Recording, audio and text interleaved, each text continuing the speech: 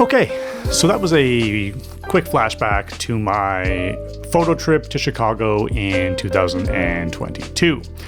And all the photos that you saw and are going to see were actually all shot on a Nikon Z6 II paired with the 28-75 zoom lens.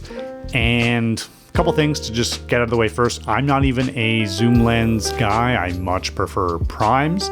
And obviously, as a street photographer, Nikon Z6 II, not the optimal choice, kind of a bit of a heavier full frame body. But yeah, it was the kit I had at the time and I made it work. And even though, that's probably a bit hefty to be carrying around all day, didn't bother me. And I've now obviously moved on and sold that camera. I've had actually a couple in between that. But basically the point is the gear doesn't matter. That's kind of always my thing. And I will, try and drive it home as much as I can throughout this channel, throughout every video I make. The gear is such a small piece of what, makes your art. So to look back and reflect on these photos, I don't miss the camera, but I do miss the feeling I had when I arrived in Chicago and was out on the streets shooting with that camera. Really, it has nothing to do with the camera at all.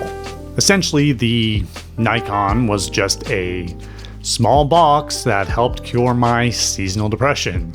And it's weird how our brains work because I know I'm really bad for this, and I've spent enough time on camera forums and Reddit and whatever to know that gear acquisition syndrome kind of plagues a lot of us as photographers. And it also, for whatever reason, makes us think that if we get this piece of gear, it's going to improve our photography. And that is literally the biggest lie we can tell ourselves. I've done it. I am super bad for it. But nevertheless, we still trick ourselves into thinking that it's the magic solution and it's the missing piece. And once we get that, everything's going to be better. No, not the case. But because it's something that's tangible and you can use it and keep it, it seems to make a lot more sense than potentially booking a trip somewhere, whereas that feels almost like a waste of money because it's temporary, it doesn't last, it's only a short burst and then it's gone. But here's the whole point of this video, is that temporary short burst can absolutely kickstart and reignite all of your creative juices in your body and get you out of any sort of rut you're in. And it doesn't have to be this grand, expensive vacation. That's another point I want to drive home, is that, yes, I went to Chicago, which is kind of a big trip based on where I live, coming from Halifax, Nova Scotia, Canada. But it was still affordable.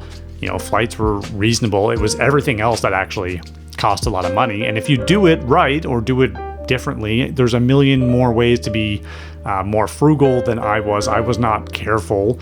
I really just wanted to make the most of it. I enjoyed a lot of good food, experiences, went to jazz clubs, all that stuff. I really juiced it for what it was, and it cost me. But if you're someone who's probably a lot better with money than I am, and you are careful about it, you can get away with doing, a similar trip for probably a lot less money. Or you can just fill your car up with gas, depending on where you live, and drive, to the next city over or whatever. Hop on a train if you're in Europe or something. I'm sure you can just, utilize the amazing rail service and trains there and go explore somewhere new. It's just that sense of, fresh scenery. I think it's so important, especially if you're someone who lives in a small city like I do. I have walked the same streets probably thousands of times at this point, searching for something new each time. Sometimes I even bump into the same people, which is absolutely insane and also kind of depressing.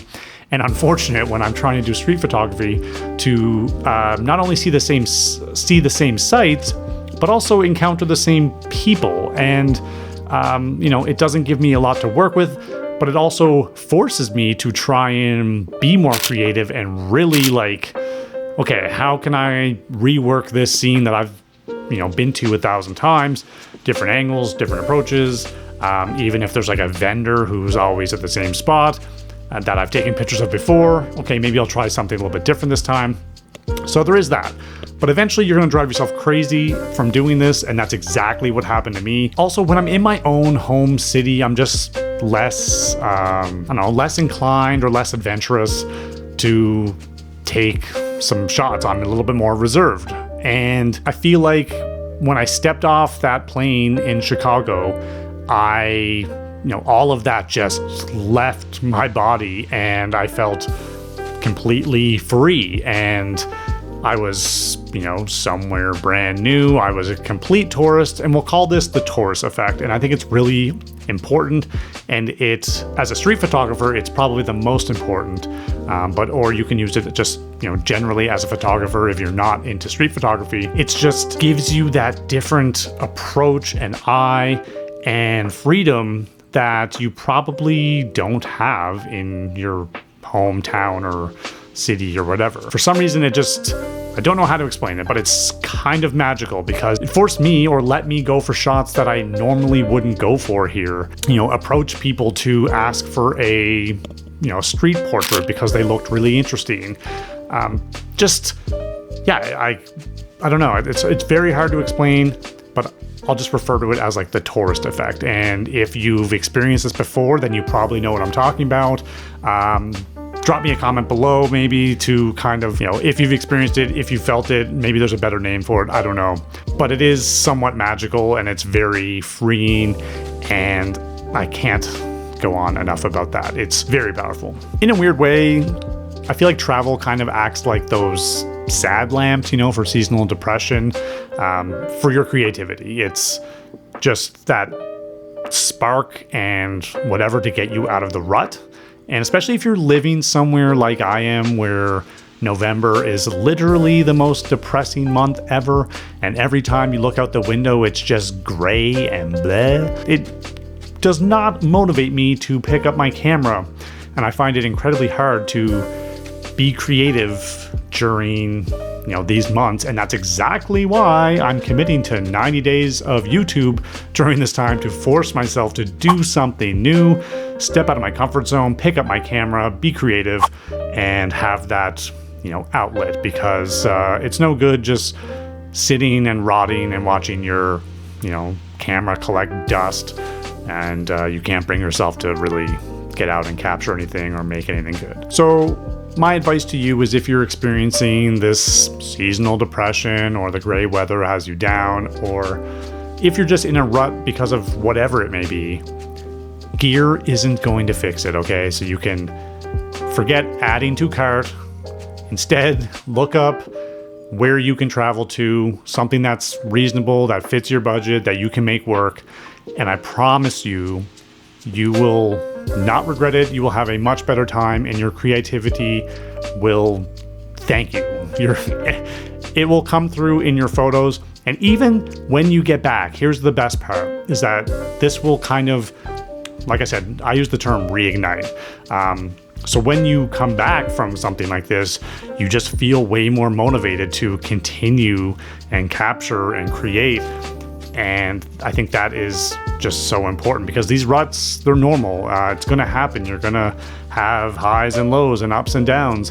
And knowing what to do when that happens is just part of the battle. One piece of advice that I'm going to give you, and my girlfriend's going to hate me for this, but I think the most important thing to keep in mind if you are planning something like this, or a photo trip in general, is try and do it alone. And I know, that's not ideal, especially for people who are in a relationship with a significant other or whatever. It's just going to allow you to focus on exactly what you want to focus on. And even if you have a partner who's interested in photography or is a photographer and understands it, that's great, because that's my situation. My girlfriend, she she's a photographer. We do photography together. We've done street photography together. We've had great times traveling together. But it's just one less thing that you have to think about, and it'll allow you to just do everything you want to do without having to think about anything else. And that's really important. So that's my little piece of advice. If you can, if it's plausible, try and do this as a solo trip. Focus on all the things you want to focus on. Go to all the places you want to go. If you want to stay out for 7 or 10 hours shooting, walking, then you can do that, and you don't have to worry about anyone else but yourself. And that's pretty important. So yeah, that pretty much wraps it up for this video. Hopefully you enjoyed the photos. Feel free to drop a comment. If you have a favorite, I would love to hear it.